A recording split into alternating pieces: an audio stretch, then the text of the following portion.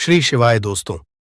अगर आप अपने जीवन में गरीबी, दरिद्रता, भाग्य का साथ ना मिलना या पर्याप्त धन न आने की वजह से परेशान चल रहे हैं, अगर आपको शक है कि आपके पीछे कोई बुरी आत्मा लगी हुई है, किसी ने आपके ऊपर काला जादू करवा रखा है, आपके दुश्मन आपका विनाश करना चाहते हैं, तो इन सब समस्याओं का एक ही इलाज, रामबाण। इलाज हम आज के वीडियो में बताएंगे दोस्तों। ने नींबू के उपाय नहीं, बल्कि हजारों साल पहले से इस्तेमाल होते आए हैं। जो उपाय आज हम आपको बताने जा रहे हैं वो है नींबू का इस्तेमाल करके उसे आप अपनी हर समस्या का समाधान पा सकते हैं। अगर आप ज्योतिष शास्त्र या वास्तुशास्त्र की किताबों का अध्ययन करते हैं तो नींबू के ऊपर पूरे 11 अध्याय आपको मिल जाएंगे।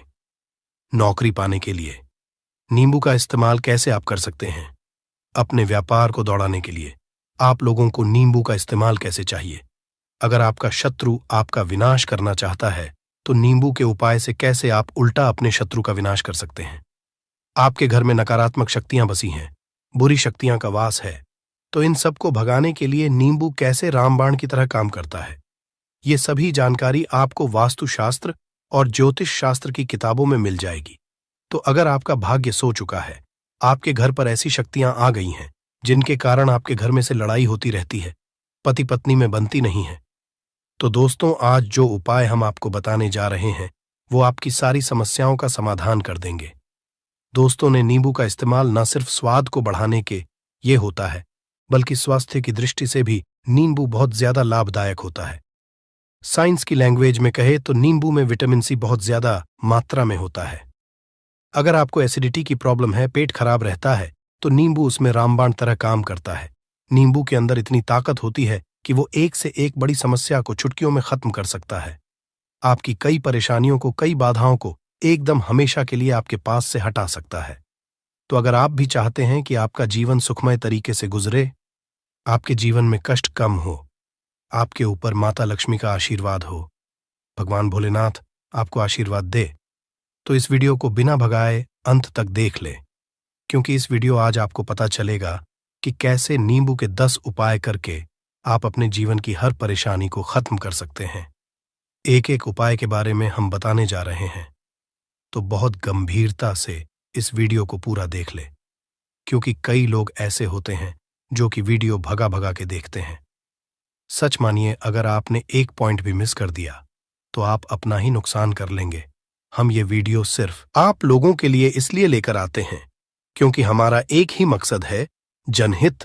अगर हमारी कोशिश से किसी एक इंसान का भी भला हो जाता है तो हम अपने आप को बहुत सौभाग्यशाली समझेंगे। तो पहले आप कमेंट बॉक्स में हर हर महादेव लिख दें, क्योंकि अगर भगवान भोलेनाथ ने किसी को आशीर्वाद दे दिया तो काल भी उसका कुछ बिगाड़ नहीं सकता है। तो आखिर नींबू के कौन से वो 10 उपाय है, ध्यान से सुन लें। पहला उपाय है बुरी नजर से बचने के लिए।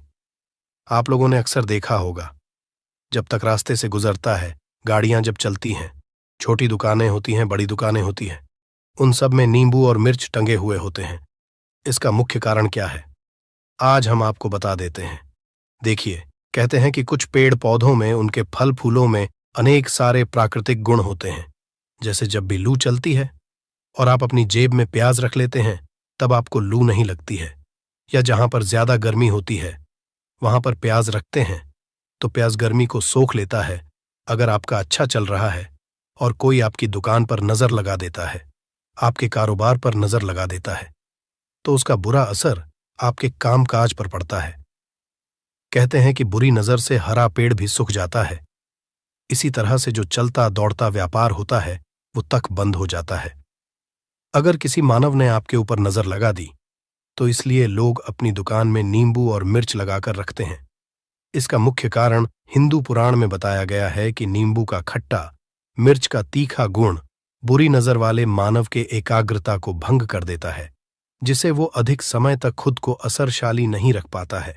ये हिंदू पुराण में साफ साफ लिखा हुआ है, जिसका मतलब यह है कि अगर आपका व्यापार चल रहा है और आप किसी का भी बुरा नहीं चाहते हैं, परंतु कोई मानव आपका बुरा चाहते हुए आपके ऊपर लगातार नजर लगवा रहा है, आपके ऊपर तंत्र विद्या करवा रहा है, बुरी आत्मा आपके पीछे लगवा रहा है और अपने पहले से ही नींबू टांग रखा है, तो ये सारा असर उल्टा उसके ऊपर पड़ जाएगा और वो बर्बाद हो जाएगा। इसलिए अगर आप कोई भी व्यापार करते हैं, नींबू और मिर्ची को जरूर टांग कर रखें। दूसरा जो उपाय है वो वास्तु दोष को मिटाने के लिए है। दोस्तों, हम वास्तु ज्ञान का अगर आप अध्ययन करते हैं तो उसमें एक पूरा चैप्टर नींबू के ऊपर लिखा हुआ है। पूरा एक अध्याय इसके ऊपर है। अध्याय नंबर 21 में नींबू के बारे में साफ साफ लिखा हुआ है कि चीज घर परिसर में नींबू का पेड़ होता है, वहां पर नकारात्मक ऊर्जा कभी भी खुद को सक्रिय नहीं कर पाती है। नींबू के आसपास का वातावरण शुद्ध रहता है। नींबू घर के वातावरण को सकारात्मक शक्तियों से भर देता है। अगर किसी मानव के घर में नकारात्मक शक्तियों का वास हो चुका है तो सच मानिए उसके घर की कभी बरकत नहीं हो सकती है। उस घर के लोग आपस में लड़ाई करते रहेंगे, धन आने के सारे मार्ग बंद हो जाएंगे, घर के खर्चे बढ़ जाएंगे, कर्ज के माया जाल वो फंसता चला जाएगा। परंतु अगर आपके घर पे नींबू का पेड़ है तो आपके घर में सिर्फ सकारात्मक शक्तियां आएंगी। आपके घर का वातावरण बहुत अच्छा बना रहेगा। घर के लोगों ने हमेशा बनती रहेंगी। सरल भाषा में समझाएं तो आपने भी देखा होगा, कई ऐसे घर होते हैं जहां परिवार के लोगों में आपस में लड़ाइयां होती रहती हैं। घर में बरकत नहीं होती है, और जिस घर की बरकत नहीं होती है वो घर कभी भी आगे नहीं बढ़ पाता है। इसके लिए सबसे बड़ा जो समझा गया है वास्तु दोष को मिटाने के लिए, वो है नींबू के पेड़ का। मतलब अगर आपके घर में नींबू का पेड़ है, चाहे गमले में लगा लें, चाहे अपनी जमीन में लगा ले, आपके घर में कभी नकारात्मक शक्तियों का वास नहीं होगा। और अगर आपको ऐसा लगता है कि आपके घर परिवार पर किसी ने काला जादू करवा दिया है, तंत्र मंत्र करवा दिए हैं, आप बहुत परेशान हो चुके हैं, घर की लड़ाई करकट को देख देख कर, तब आपको हम बताने जा रहे हैं। वो सुनिएगा। पहले तो आप लोग के हैं तो नींबू का पेड़ लगा दीजिए, परंतु वो रातों रात तो नहीं उगता। तो इसका दूसरा उपाय ये बताया गया है हिंदू पुराण के अंदर कि आपको अपने घर के चारों कोनों में एक एक नींबू रखना है। आपको उल्टी दिशा में, मतलब बाईं दिशा से 7 चक्कर मारने हैं, और ये शनिवार के दिन करना है। फिर ये नींबू ले जाकर किसी नदी या तालाब में बहा देना है। ये 4 नींबू नदी या तालाब में आप बहा दीजिए। आपके घर में जो भी गलत असर था, बुरी नजर, मंत्र तंत्र, जादू टोना किसी ने करवा दिया था, बुरी आत्मा थी, नकारात्मक शक्तियों का वास था, वो सब कुछ खत्म हो जाएगा। उन्हीं नींबू के साथ वो चला जाएगा। वो नींबू अपने आप में इतनी ताकत रखते हैं कि वो अपने आप में उन नकारात्मक शक्तियों को सोख लेते हैं और अपने साथ बहाकर ले जाते हैं। इसलिए कोशिश कीजिए कि तालाब या बहती नदी में ही इन्हें बहाए। तीसरा उपाय है सफलता पाने के लिए। अगर आप नौकरी की तैयारी कर रहे हैं, नौकरी नहीं मिली, या नौकरी कर रहे हैं, आपको प्रमोशन नहीं मिल रहा, आप कर्ज के मायाजाल में फंसे हुए हैं, तो अब आपको एक चीज हम बहुत आराम से समझाने जा रहे हैं। बहुत ध्यान से सुनिएगा। और अभी तक आपने वीडियो को लाइक नहीं किया है तो वीडियो को तुरंत लाइक कर दीजिएगा। दोस्तों, अगर आप अपने जीवन में बहुत मेहनत करते हैं परंतु आपको मेहनत की अपेक्षा उचित फल नहीं मिल पा रहा है, अब आप थक चुके हैं, आप नौकरी मिलने की उम्मीद कर रहे हैं परंतु को नौकरी नहीं मिल पा रही है, आप इंटरव्यू में पूरी तैयारी के साथ जाते हैं परंतु आपका सिलेक्शन नहीं होता है, तो इसके लिए वास्तु विज्ञान में उपाय साफ साफ लिखा है कि आपको हनुमान जी के मंदिर जाना चाहिए। ध्यान रखें, वो मंगलवार का दिन ही होना चाहिए। जब आप हनुमान जी के मंदिर जाएं तो आप एक नींबू ले लें, 4 लोन ले लें। हनुमान जी के मंदिर में जब आप प्रवेश करें तो नींबू में 4 लोगों को गाड़ लें और वहां पर बैठ जाएं, पालथी मारकर आराम से बैठ जाएं और हनुमान चालीसा का पाठ करें। पाठ करते हुए जिस नींबू में 4 लौंग गाड़ी है उसको हनुमान जी महाराज को अर्पित कर दें। अगर आप इतना कर लेते हैं तो सच मानिए जो आपके ऊपर बाधाएं आई हुई थीं बहुत दूर होंगी। अगर आपका मंगल अच्छा नहीं चल रहा था वो अच्छा हो जाएगा। नवग्रह आपका साथ नहीं दे रहे हैं तो आपका साथ देना शुरू कर देंगे। दुर्भाग्य जो आपके पीछे पड़ा था वो सौभाग्य में बदल जाएगा। परंतु हनुमान चालीसा मन में पढ़िए बोलकर मत पढ़िएगा। अगर आप हनुमान जी महाराज के सामने जाकर इतना उपाय कर लेते हैं तो सच मानिए अगर आप कंपटीशन की तैयारी कर रहे हैं तो आपको नौकरी मिल सकती है। नौकरी कर रहे हैं तो प्रमोशन मिल सकता है। हर तरह की सफलता मिल सकती है जिसके लिए आप तरस रहे थे दोस्तों। ये सारी बातें हम आपको इसलिए बता रहे हैं ताकि आप अपना और अपने पूरे परिवार का भला कर सकें। तो आगे बढ़ने से पहले आपसे रिक्वेस्ट करते हैं, वीडियो को लाइक जरूर करिएगा, दोस्तों को शेयर कर दीजिएगा, और अगर आपने अभी तक चैनल को सब्सक्राइब नहीं किया है तो चैनल को सब्सक्राइब करके जरूर दबाइएगा। अब चौथा उपाय बताते हैं। अगर आपके घर में कोई छोटा बच्चा, चाहे या बड़ा बुजुर्ग है या आप खुद है, मान लीजिए आपको नजर लग जाती है, तो आपको क्या करना चाहिए? तो इसमें नींबू को बहुत उपयोगी समझा गया है। अगर आपके घर में कोई छोटा बच्चा है, आप हैं या आपके घर में बड़े हैं, और ऐसा लगता है उनमें से किसी को किसी ने नजर लगा दी जिसके कारण उसकी तबीयत खराब रहती है, तो एक नींबू लीजिए, पीड़ित के सिर के ऊपर से 7 बार घुमाएं। सिर्फ एक ही नींबू लेना है। फिर ऐसे चाकू को ले लीजिए जिसका कभी इस्तेमाल ना हुआ हो, उस चाकू से नींबू को 2 भाग में काट लीजिए। फिर उसको ले जाकर घर के बाहर या घर से कहीं दूर जमीन में गाड़ दीजिए। अगर आप सिर्फ इतना कर दे तो जो भी आपके ऊपर नजर लगी हुई होगी वो नींबू साथ उतार ले जाएगा, आपके ऊपर से वो नजर पूरी तरह से उतर जाएगी। 5 बार वास्तुशास्त्र के अध्ययन नंबर 21 में साफ साफ लिखा हुआ है, व्यापार में लाभ दिलाता है। नींबू इस अध्याय को अगर आप पढ़ते हैं तो आप जान पाएंगे कि नींबू का अगर आप सही तरीके से उपाय करते हैं तो आपको अपने व्यापार में शुद्धि देखने को मिलेंगी। कई लोग व्यापार जो करते हैं, उनका व्यापार जब चल रहा होता है तो कई बार लोग नजर लगा देते हैं जिसके कारण व्यापार एकदम से रुक जाता है। आप थक जाते हैं कि अब क्या करें, अब तो हम फंस गए। तो दोस्तों, इसका बहुत सरल सा उपाय है। एक नींबू को ले लें अपनी दुकान में, ऑफिस में उस नींबू को एक चाकू से 4 टुकड़ों में काट लें। अपनी दुकान के 4 भागों में उन टुकड़ों को रख दें। सुबह के समय यह प्रक्रिया कीजिए और शाम के समय उन 4 भागों को उठा लीजिए। सुबह के वक्त आप 10 बजे या 11 बजे भी कर सकते हैं। शाम को 7 बजे के बाद आपको उठाना है, को अलग अलग 4 लाल कपड़ों में बांधना है और ले जाकर किसी भी नदी में बहा देना है। उससे ये होगा कि जो आपकी दुकान पे किसी ने नजर लगा दी थी, आप लोग तंग आ गए थे कि आपकी दुकान नहीं चल रही है और आप इतना उपाय कर लेते हैं नींबू के साथ, तो सच मानिए वो जो नजर लगी हुई थी, जो नकारात्मक शक्ति आपके पीछे पड़ गई थी, वो आपसे दूर हो जाएगी। इतना उपाय करने के बाद आपकी दुकान से नजर हट जाती है, आपका घोड़े की तरह दौड़ने लग जाता है। यह वास्तु विज्ञान में भी लिखा हुआ है, वास्तुशास्त्र की किताबों में साफ साफ लिखा हुआ है। अब हम जो आपको बताने जा रहे हैं वो है छठा भाग्य को चमकाने का उपाय। दोस्तों, अगर आपका भाग्य आपका साथ नहीं दे रहा, आप थक चुके हैं। भाग्य का साथ ना मिलने से आप बहुत मेहनत करते हैं परंतु आपको उचित परिणाम ठीक से नहीं मिल पा रहा है, तो सच मानिए किसी न किसी ने आपके ऊपर टोटका करवा रखा है। आप नौकरी की तैयारी कर थक चुके हैं, फिर भी आपको नौकरी नहीं मिल रही है और इस तरह की बातें रोजाना हो रही हैं। आप बहुत परेशान हो गए हैं, शादी नहीं हो पा रही है, व्यापार नहीं चल रहा है। ऐसी सब परेशानियों से छुटकारा पाने के लिए बहुत आसान तरीका बताने जा रहे हैं, तो ध्यान से सुनिएगा।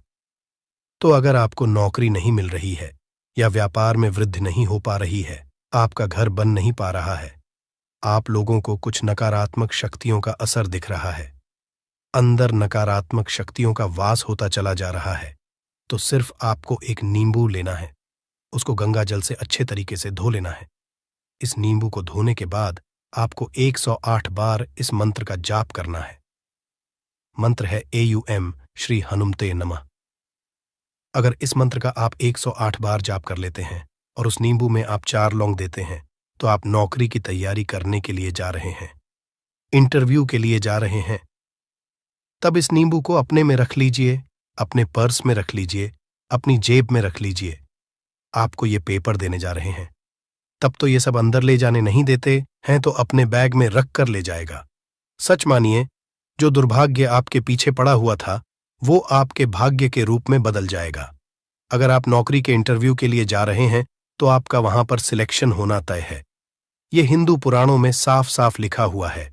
इस प्रक्रिया में आपको केवल 3 से 4 रुपए का है, परंतु सच मानिए इस प्रक्रिया को करने के बाद आपका जीवन संवर सकता है।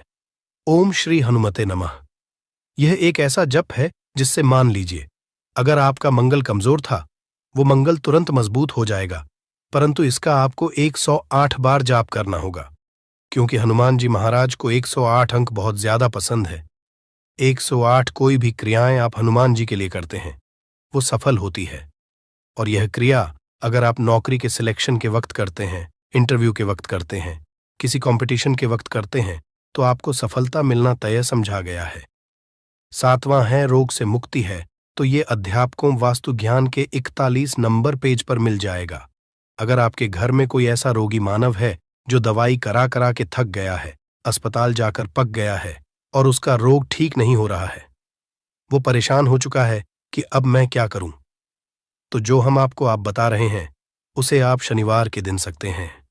आपको शनिवार के दिन ये करना है कि उस पीड़ित मानव के ऊपर से नींबू को 7 बार उतरना है, सर से लेकर पांव तक। एक नींबू को 7 बार उतरना है। फिर एक चक्कू लेना है, उस चाकू को 21 बार उतारना है। ध्यान रखिए, ये सारी प्रक्रिया जो आप करेंगे शाम के वक्त होनी चाहिए, शनिवार के दिन। अगर आप शनिवार के दिन ये करते हैं तो 100% ये काम करेगा ही करेगा। आपने 7 बार नींबू को उतारा, 21 बार चाकू को उतारा ऊपर से नीचे। जब आपको उससे नींबू के 4 टुकड़े करने हैं और किसी चौराहे पर जाना है जहां पर 4 रास्ते हो, दाहिने बाएं आगे पीछे, अब वहां पर अलग अलग दिशाओं में उन नींबू के 4 टुकड़ों को फेंक देना है और रात के वक्त ही करना है। मतलब 7 बजे यह प्रक्रिया करिए, 9 बजे तक इस नींबू को ले जाकर फेंक दीजिए। अगर आप इतना कर लेते हैं तो उस रोगी के ऊपर अगर कोई बुरी आत्मा का वास होगा, मान लीजिए किसी ने तंत्र मंत्र करा रखा होगा घर के बच्चे के ऊपर, आपके ऊपर या किसी के ऊपर भी, तो वो नकारात्मक शक्तियां उस पर से अपना वास हटा लेगी, वो मानव ठीक हो जाएगा। रोगी अगर ऐसा मानव है जिसके ऊपर बुरी आत्मा ने अपना वास कर रखा है, तो वो आत्मा जरूर उसका पीछा छोड़ देगी। दोस्तों, ये सारी बातें आपको कहीं जाने को नहीं मिलेंगी, परंतु हम सिर्फ इसलिए आपको बता रहे हैं कि आपका भला हो सके। एक नींबू के बारे में आप लोग सोच लीजिए कितना ताकतवर होता है नींबू। इसी कारण पुराने समय के जो साधु संत महात्मा होते थे वो नींबू को जरूर अपने पास रखते थे कि कब कहाँ नींबू की जरूरत पड़ जाए और नींबू से उस मंत्र तंत्र को हटा लिया जाए। अब 8वां उपाय आपको बताने वाले हैं, संतान प्राप्ति है। तो दोस्तों, यह बहुत कम लोगों के लिए होता है, परंतु फिर भी जान ले, मान लीजिए आपको संतान नहीं हो रही है, कोई ऐसी महिला है जो बांझ है, जो इस वीडियो को देख रही है, उनकी संतान नहीं है, संतान के लिए उपाय कर थक चुकी है, तो ये उपाय लिख लीजिए। कहीं कागज पर उत्तरा फाल्गुनी नक्षत्र एक ऐसा समय होता है जिसे बहुत शुभ समझा गया है निसंतान लोगों के लिए। अगर आप इस दिन नींबू के पौधे की जड़ तोड़कर लाती हैं और देसी गाय के दूध में मिलाकर पी लेती है, तो निश्चित ही आपको संतान की प्राप्ति होगी, बहुत विद्वान गुणवान संतान की प्राप्ति होगी। अगर आप अनेक कोशिशें करके थक चुके हैं, लाखों रुपए खर्च कर चुके हैं, सच मानिए सिर्फ एक प्रक्रिया ये लीजिए, आपके जीवन में आपको संतान की प्राप्ति जरूर हो जाएगी। परंतु ये उपाय किसी विशेषज्ञ से पूछकर उनकी सलाह लेकर ही करें, क्योंकि हर मानव के शरीर की प्रकृति अलग किस्म की होती है, तासीर अलग अलग होती है। ना हुआ है धन की प्राप्ति, अचानक रुपए की प्राप्ति का उपाय, मतलब कह लीजिए आपको कहीं से एकदम से रुपए मिल जाए, आप कालाबाजारी करते हैं, आप सट्टाबाजारी करते हैं, आप जंगल में गाय चराने जाते हैं, खेतों में काम करें, जो भी हो, अगर आप ये प्रक्रिया कर लेते हैं जो हम आपको बताने जा रहे हैं, तो सच मानिए आपको कहीं ना कहीं से रुपए जरूर मिलेंगे। नौकरी में कहीं से एकदम से रुपया आ जाएगा या बिजनेस में एकदम से रुपया आ जाएगा। तो बहुत ध्यान से सुनिएगा जो आपको हम बताने जा रहे हैं। आपको सिर्फ यह करना है दोस्तों, एक नींबू लेना है, उसको अपने ऊपर से हर शनिवार को, मतलब ये प्रक्रिया आपको 41 शनिवार तक करनी है। अपने शाम को एक नींबू 7 बार घुसमझा है, लगातार 41 शनिवार तक आपको 7 बार घुमा लेना है। फिर उसको एक लाल कपड़े में बांधना है और किसी पीपल के पेड़ के नीचे गाड़ना है, और ये अलग अलग पीपल के पेड़ होने चाहिए। ऐसा नहीं है कि एक ही पीपल के पेड़ के नीचे आप गाड़ते चले जाएं। 41 शनिवार को 41 बार आपको किसी भी पीपल के पेड़ के नीचे नींबू दिशा में ना लगाएं।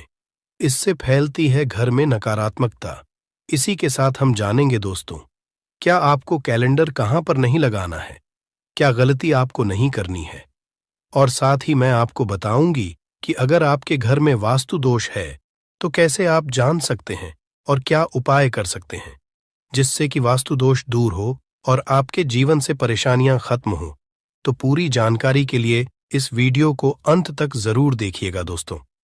अब जानते हैं गुरु जी से कि वो क्या कहते हैं। दोस्तों, हम सभी के घर में घड़ी का उपाय किया जाता है। घड़ी जो बीते समय और आने वाले समय के बारे में हमें सूचित करती है। अगर हमारे जीवन पर सबसे ज्यादा किसी का असर पड़ता है तो वह है समय। हर किसी समय एक जैसा नहीं होता। अच्छे और बुरे समय सभी के जीवन में आते रहते हैं। इस समय चक्र का चलना कायम ही रहता है। समय किसी के लिए नहीं रुकता। लेकिन अगर हम आपसे कहें कि आप अपने समय को अच्छा बनाने के लिए कुछ उपाय कर सकते हैं, जी हां, हम बात कर रही है घर में लगी घड़ी की, जिसे हम रोज निहारते हैं। पर कभी ये नहीं सोचा होगा कि ये घड़ी हमारा समय बदलने में और अच्छा समय लाने में मदद कर सकती है। दोस्तों, हम बार जीवन में छोटी छोटी चीजों को नजरअंदाज कर देते हैं, लेकिन वहीं कुछ चीजें हमारे भाग्य पर अच्छा बुरा असर डालती हैं। घड़ी की ही तरह घर में और भी कुछ चीजें हैं जो आपके वास्तु दोष का कारण बनती है और आपकी परेशानी की वजह बनती है। तो आइए पहले जान लें, क्या आपको अपने घर में वास्तु दोष के बारे में कैसे पता लगता है और किस तरह से आप बड़ी ही आसानी से इसे कर सकते हैं। दोस्तों, वास्तुशास्त्र के अनुसार किसी भी घर में वास्तु दोष होने से सुख, शांति और पारिवारिक उन्नति में बाधा पैदा होती है। वास्तु दोष के कारण पनपने वाली नकारात्मक ऊर्जा से व्यक्ति के भाग्य पर बुरा असर पड़ता है। साथ ही घर के लोगों को कई तरह की परेशानियों का सामना करना पड़ता है। दोस्तों, शास्त्रों के अनुसार अगर हम ये छोटे मोटे उपाय कर लें तो अपने घर नेगेटिव एनर्जी से छुटकारा पा सकते हैं। तो आइए जानते हैं, लेकिन उससे पहले दोस्त आपसे रिक्वेस्ट है कि वीडियो को लाइक करें, अपने दोस्तों के साथ शेयर करें, और अगर आपने अभी तक चैनल को सब्सक्राइब नहीं किया तो सब्सक्राइब करके बेल आइकॉन जरूर प्रेस कर लें। दोस्तों, नंबर 1, जीवन में तरक्की पाने के लिए रोज पहली रोटी गाय को दें, पीपल को जल चढ़ाएं और चींटियों को मिला आटा दे। तांबे के लोटे में जल लाल चंदन मिलाकर रात को अपने सर के पास रखकर सो जाए। सुबह उस जल को तुलसी को चढ़ा दें। ऐसा करने से आपकी परेशानियां धीरे धीरे दूर हो जाएंगी। नंबर 2, वास्तु के मुताबिक अगर आपके घर में तिजोरी है और आप उसके सामने शीशा लगा दें तो इससे धन में बरकत होती है। व्यापारी लोग अपने कैश बॉक्स के सामने शीशा लगाएं, इससे आपके ग्राहक बढ़ेंगे। दोस्तों, 3, झाड़ू पोछा कभी भी खुले में नहीं रखना चाहिए। इन्हें हमेशा छिपाकर रखना चाहिए और झाड़ू कभी भी रसोई में नहीं रखनी चाहिए। नंबर 4, शौचालय का दरवाजा हमेशा बंद होना चाहिए। माना जाता है कि घर की नकारात्मक ऊर्जा शौचालय में ही बात करती है। ऐसे में अगर शौचालय का दरवाजा खुला रहता है तो नकारात्मक ऊर्जा आपके घर में प्रवेश करती है। नंबर घर में सुख शांति के लिए कपूर को घी में डूबाकर सुबह शाम जलाना चाहिए। इससे घर में वास्तु दोष भी कम होता है और रह रहे सदस्यों के जीवन की परेशानियां दूर होती हैं। दोस्तों, नंबर 6, दुर्घटना से बचने के लिए शाम को हनुमान चालीसा के बाद कपूर जरूर जलाना चाहिए। नंबर 7, घर में जिस जगह वास्तु दोष हो वहां कपूर की 2 टीकियां रखें। खत्म हो जाने के बाद वहां दोबारा इसे रखें। नंबर 8, अस्त के बाद कभी भी किसी को दूध, दही या प्याज नहीं देना चाहिए। यह भाग्य में बाधक भी बन सकता है। नंबर 9, घर के मुख्य द्वार पर कूड़ादान कभी भी न रखें। नंबर 10, घर में टूटा हुआ शीशा कभी भी नहीं होना चाहिए। नंबर 11, अच्छे भाग्य के लिए सुबह नहाते समय पानी में थोड़ा सा कपूर का तेल मिलाएं। शनिवार को चमेली का तेल भी मिला सकते हैं। नंबर 12, लक्ष्मी की कृपा पाने के लिए रोज रात को रसोई अच्छी तरह से साफ करके चांदी की कटोरी में कपूर और लौंग जलाएं। यह प्रक्रिया रोज की जाए तो घर में बरकत बनी रहती है और मां लक्ष्मी जल्द ही ऐसे घर से आकर्षित होती है। ऐसे घरों से नकारात्मकता हमेशा दूर रहती है। दोस्तों, नंबर 13, घर के सोने वाले कमरे में पौधे नहीं लगानी चाहिए। इससे आपके ऊपर नकारात्मक असर हावी हो सकता है। नंबर 14, घर में पौधे लगाते समय पानी में सेंधा नमक डालें। सादे नमक का भी आप उपयोग कर सकते हैं, लेकिन दोस्तों ज्यादा फलदायी होता है आपको शुभ फल जल्द ही हासिल होंगे। दोस्तों, घड़ी की सही दिशा आपके जीवन को भी सही रास्ता दिखाने में मदद कर सकती है। इसके अलावा कैलेंडर को किस जगह लगाना चाहिए और किस जगह पर नहीं, ये भी हम जानेंगे। सबसे पहली बात जिसकी हम बात करेंगे वो है दोस्तों घड़ी का आकार, यानी घड़ी की शेख। दोस्तों, शास्त्र के अनुसार गोलाकार की घड़ी या अंडाकार घड़ी सबसे उत्तम मानी जाती है, पर आजकल देखा जा रहा है कि बाजार में कई तरह की घड़ियां मौजूद हैं, जिसमें घर के सदस्य या भगवान की तस्वीरें और फोटो भी लगी होती है। लेकिन दोस्तों, आपको बता दें कि घड़ी के साथ तस्वीरें लगाना बिल्कुल भी सही नहीं है।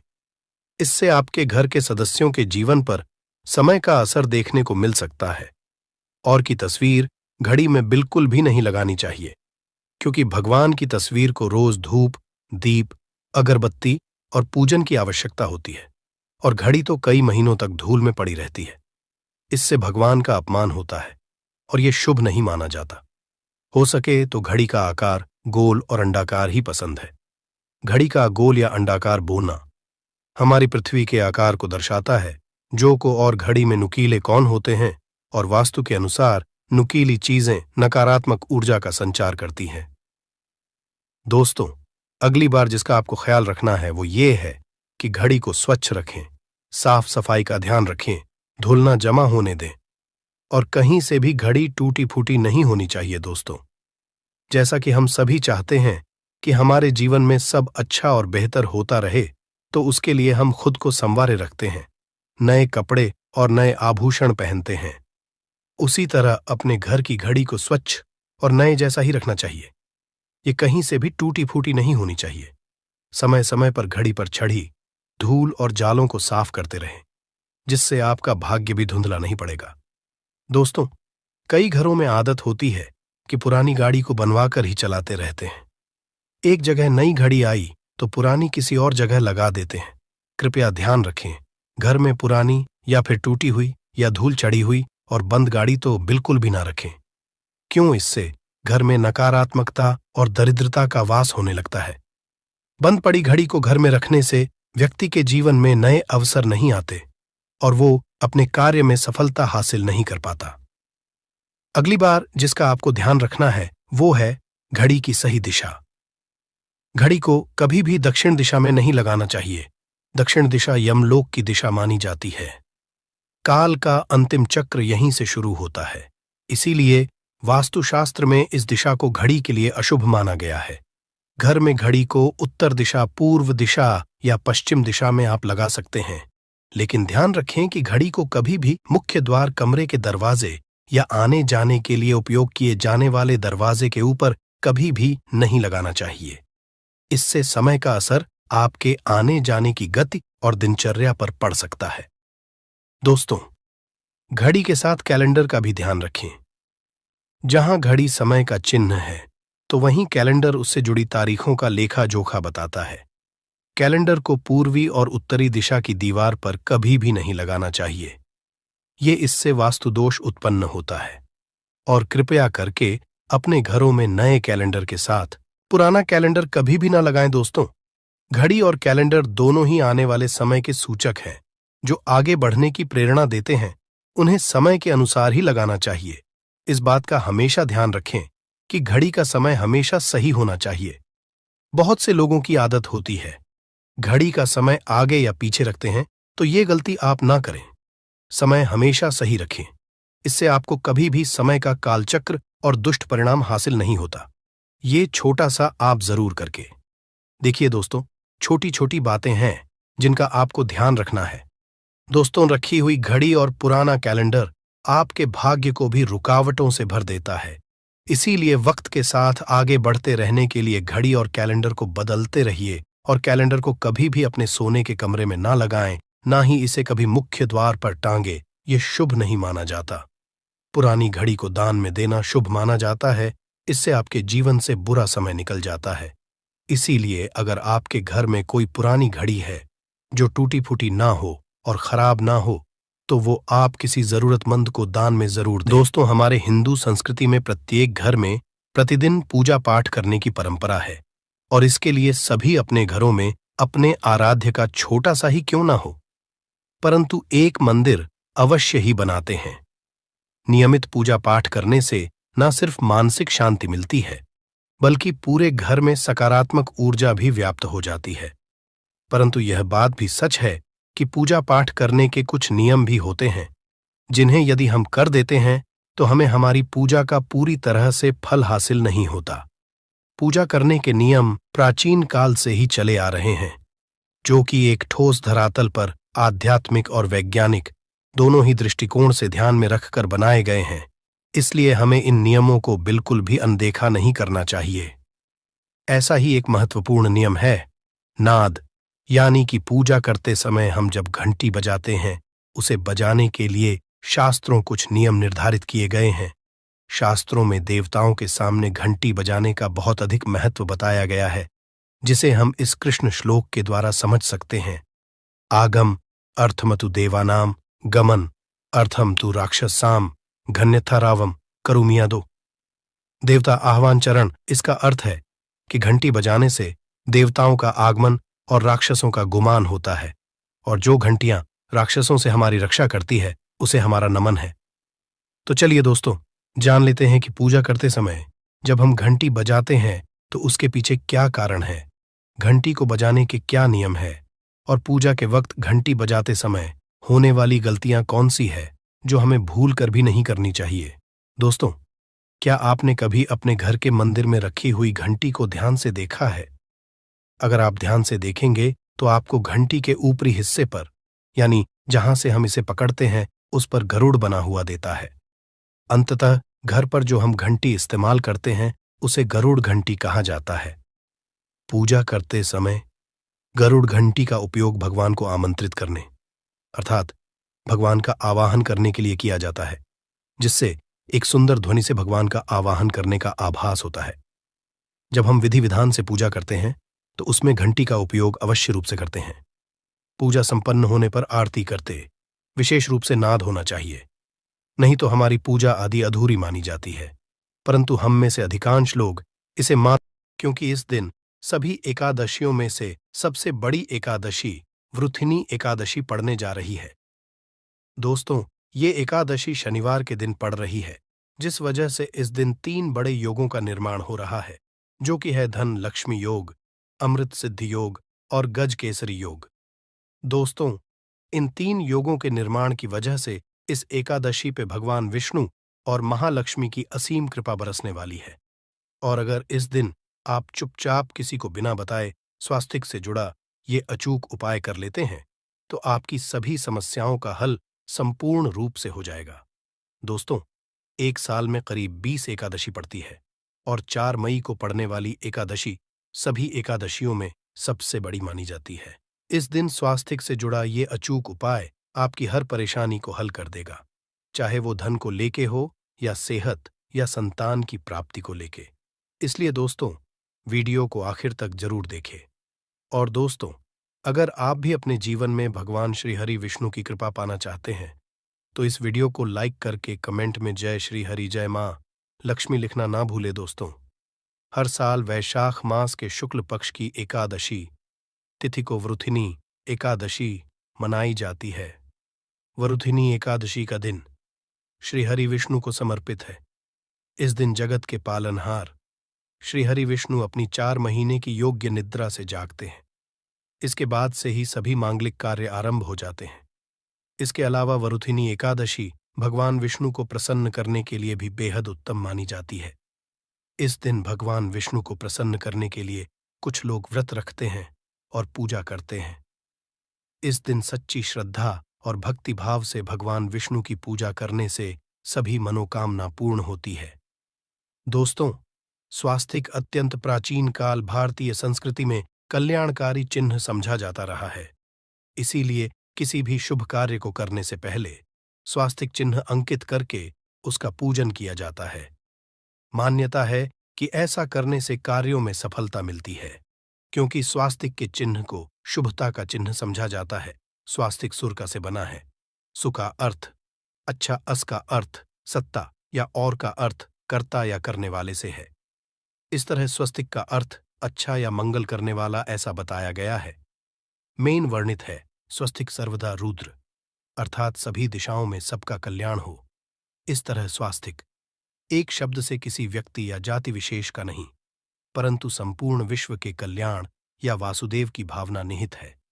किसी भी शुभ कार्य को करने से पहले गणेश जी का नाम लेते हैं, और हिंदू धर्म में स्वास्तिक को गणेश जी का भी प्रतीक समझा जाता है। वैसे तो किसी भी शुभ कार्य को पहले स्वास्तिक बनाकर ही थाली में रखते हैं और पूजा करते हैं, क्योंकि ऐसा करने से में खुशियां बढ़ती हैं। स्वास्तिक में 4 तरह की रेखाएं होती हैं और इनका आकार भी एक समान ही होता है। ऋग्वेद की आंचा में स्वास्तिक को सूर्य का प्रतीक समझा गया है और उसकी 4 भुजाओं को उपमा दी गई है। पौराणिक मान्यता है कि 4 दिशाओं यानी पूर्व, पश्चिम, उत्तर, दक्षिण की ओर ये 4 भुजाएं इशारा करती है, और हिंदू धर्म में इनको 4 वेदों से जोड़कर भी कहा जाता है, यानी ऋग्वेद, यजुर्वेद, अथर्ववेद और सामवेद। स्वास्तिक की 4 रेखाएं सृष्टि से रचनाकार भगवान ब्रह्मा के 4 सिरों को दर्शाती है, और 4 पुरुषार्थ यानी 4 आश्रम, 4 लोग, 4 देवों यानी ब्रह्मा, विष्णु, महेश और गणेश की तुलना भी की गई है। इसके मध्यम में जो बिंदु है भगवान विष्णु की नाभि मानी जाती है, जिसमें से भगवान ब्रह्मा प्रकट होते हैं, और स्वास्तिक की 4 रेखाएं एक घड़ी की चलती है, जो संसार की सही दिशा में चलने का प्रतीक है। ये है स्वास्थ्य महत्ता। इस एकादशी के दिन घर के मुख्य द्वार पर शुभ मंगल चिन्ह स्वास्तिक स्वरूप बनाए आप चावल और कुमकुम की सहायता से बना सकते हैं। चावल और हल्दी के घोल से बना सकते हैं, या फिर कुमकुम यानी सिंदूर और घी, सिंदूर और तेल मिलाकर के भी बना सकते हैं। ऐसा करने से वास्तु दोष दूर हो जाता है। इससे मनोकामनाओं की पूर्ति हो जाती, घर से क्लेश, कलह, बेचैनी दूर हो जाती है। तंत्र मंत्र क्रिया से भी रक्षा होती है। इसे शुभ कार्य के पहले अंकित किया जाता है, क्योंकि स्वास्तिक को मान, सम्मान, सफलता और उन्नति का प्रतीक समझा जाता है। स्वास्तिक हर दिशा से देखने पर एक ही सम्मान लगता है। आपने उल्टा स्वास्तिक की देखा होगा, परंतु उल्टा स्वास्तिक के उपाय अलग होते हैं और सीधे स्वास्तिक के उपाय अलग होते हैं। अगर जीवन बहुत परेशानियां हो तो एकादशी के दिन तांबे या चांदी का स्वास्तिक प्राण प्रतिष्ठा करवाकर घर की चौखट पर लगवा दो। बाजार से अलग अलग साइज के मिल जाते हैं, उसे लाकर पूजा घर में रखकर पूजा करें। इससे घर में लक्ष्मी का वास हो जाता है। लक्ष्मी प्राप्ति हेतु चांदी का स्वास्तिक नवरात्रों में भी लगाया जाता है, परंतु सबसे अच्छा है कि सिंदूर और घी या तेल मिलाकर के ये या फिर चावल और हल्दी के घोल से बना दे कि मुख्य द्वार पर स्वास्तिक बनाते हैं तो ज्यादा बड़ा मत बनाइए। 9 अंगुल से बड़ा बिल्कुल नहीं होना चाहिए। 3-4 अंगुल का बनाइए, ये उत्तम होगा। अगर आपके घर के सामने पेड़ या खंभा है तो वास्तु दोष उत्पन्न होता। ऐसे में वास्तु दोष के प्रभाव को स्वास्तिक रोकता है। स्वास्तिक का चिन्ह देवता को प्रसन्न करने के लिए खासकर बनाया जाता है। एकादशी तिथि पर आप थाली में या चौकी पर स्वास्तिक बनाकर उस पर मूर्ति करते हैं तो देवता प्रसन्न हो जाते हैं। आप चाहे तो घर के मंदिर में इष्ट देवता के पास स्वास्तिक का चिन्ह रख सकते हैं। तो दोस्तों, स्वास्तिक के कौन कौन से उपाय घर में लाते हैं, धन प्राप्ति कराते हैं, जानते हैं इस वीडियो में। परंतु दोस्तों, उससे पहले आपसे रिक्वेस्ट करते कि वीडियो को लाइक जरूर करिएगा, दोस्तों को शेयर कर दीजिएगा, और अगर अभी तक आपने चैनल को सब्सक्राइब नहीं किया है तो चैनल को सब्सक्राइब करके बेल आइकॉन जरूर दबाइएगा। दोस्तों, देवोत्थान एकादशी पर मुख्य द्वार की दहलीज के दोनों तरफ स्वास्तिक का चिन्ह बनाकर उसकी पूजा करें। स्वास्तिक पर चावल की ढेरी बनाए और एक एक सुपारी रख दे तो ऐसा करने से अपार धन की प्राप्ति होती है, कार्यों में सफलता मिलती है। इस एकादशी के दिन नहाने के पानी में तुलसी का पत्ता या बेलपत्र डालकर नहाइए। ये स्नान के जल में जब आप बेलपत्र डाल देते हैं तो सभी तीर्थ स्थानों में स्नान करने सम्मान पुण्य फल आपको हासिल हो जाते हैं। आप चाहे तो मेकुशा घास भी डालकर नहा सकते